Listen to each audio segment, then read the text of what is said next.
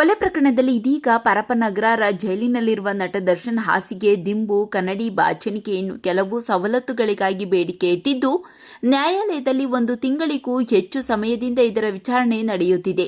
ಆದರೆ ಇದ್ದಕ್ಕಿದ್ದಂತೆ ನಟ ದರ್ಶನ್ ನನಗೆ ಗಲ್ಲು ಶಿಕ್ಷೆ ಕೊಡಿ ಅಂತ ರಂಪಾಟ ಮಾಡಿದ್ದಾರೆ.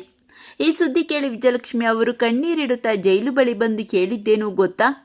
ಹಾಸಿಗೆ, ದಿಂಬು ಕೊಡುವ ವಿಚಾರವಾಗಿ ಕೋರ್ಟ್ ವಿಚಾರಣೆ ನಡೆದಿದ್ದು, ದರ್ಶನ್ ಪರ ವಕೀಲ ಸುನೀಲ್ ಅವರು ಆವೇಶ ಭರಿತವಾಗಿ ವಾದ ಮಂಡಿಸಿದ್ದರು. ನಾಡಿದ್ದೇ ದರ್ಶನ್ಗೆ ಗಲ್ಲು ಶಿಕ್ಷೆ ಬೇಕಾದರೂ ಕೊಡಿ ಎಂದು ಸಿಟ್ಟಿನಲ್ಲಿ ಹೇಳಿದರು. ಈ ಮಾತು ಕೇಳಿ ದರ್ಶನ್ ಪತ್ನಿ ವಿಜಯಲಕ್ಷ್ಮಿ ಅವರು ಕಣ್ಣೀರು ಹಾಕಿದ್ದು, ಪತಿ ದರ್ಶನ್ ಬಗ್ಗೆ ಎಂತಹ ಮಾತು ಹೇಳಿದ್ದಾರೆ ಗೊತ್ತಾ? ನೋಡೋಣ ಬನ್ನಿ. ಹೌದು, ನಟ ದರ್ಶನ್ ಇದೀಗ ಜೈಲಿನಲ್ಲಿ ಪಡಬಾರದ ಕಷ್ಟಪಡುತ್ತಿದ್ದಾರೆ. ಕಳೆದ ತಿಂಗಳಷ್ಟೇ ತಮ್ಮ ಕಷ್ಟ ಸಹಿಸಿಕೊಳ್ಳಲಾರದೆ ಜಡ್ಜ್ ಮುಂದೆ ನನಗೆ ಪಾಯ್ಸನ್ ಕೊಡಿ ಅಂತ ಕಣ್ಣೀರು ಹಾಕಿದ್ದರು. ಇದೀಗ ಜೈಲಿನ ನರಕಯಾತನೆ ತಾಳಲಾರದೆ ನನಗೆ ಗಲ್ಲು ಶಿಕ್ಷೆ ಕೊಡಿಸಿ, ಸುಮ್ಮನೆ ಈ ಥರ ಬದುಕುವುದಕ್ಕೆ ಆಗುತ್ತಿಲ್ಲ ಎನ್ನುವ ಮಾತು ಲಾಯರ್ ಬಳಿ ಹೇಳಿದ್ದಾರಂತೆ.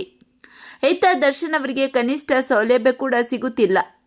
ಇದರಿಂದ ದರ್ಶನ್ ತುಂಬಾನೇ ಕುಗ್ಗಿ ಹೋಗಿದ್ದಾರೆ. ನೆನೆ ಕೋರ್ಟ್ನಲ್ಲಿ ದರ್ಶನ್ ಅವರಿಗೆ ಹಾಸಿಗೆ, ದಿಂಬು ನೀಡುವ ವಿಚಾರದ ಬಗ್ಗೆ ಚರ್ಚೆ ನಡೆದಿದ್ದು, ದರ್ಶನ್ ಪರ ವಕೀಲರು ಕೋರ್ಟ್ನಲ್ಲಿ ಬಿರುಸಿನ ವಾದ ಮಂಡಿಸಿದ್ದಾರೆ. ನಾವು 3-4 ವರ್ಷದ ಜೈಲಿನಲ್ಲಿ ಇರಲು ಕೂಡ ಹೆದರುವುದಿಲ್ಲ. ನಾಳೆಯೇ ದೋಷಾರೋಪ ನಿಗದಿ ಮಾಡಿ ನಾಡಿದ್ದು ಗಲ್ಲು ಶಿಕ್ಷೆ ಕೊಡಿ ಎಂದಿದ್ದಾರೆ. ಈ ಮಾತು ಕೇಳಿ ದರ್ಶನ್ ಪತ್ನಿ ವಿಜಯಲಕ್ಷ್ಮಿ ಅವರು ಕಣ್ಣೀರು ಹಾಕಿದ್ದಾರೆ.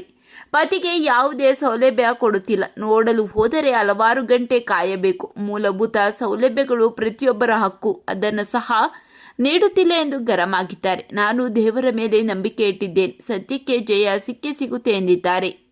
ವಿಜಯಲಕ್ಷ್ಮಿ ಅವರ ಮಾತಿನ ಬಗ್ಗೆ ನಿಮ್ಮ ಅನಿಸಿಕೆಗಳನ್ನು ಕಾಮೆಂಟ್ ಮಾಡಿ ತಿಳಿಸಿ.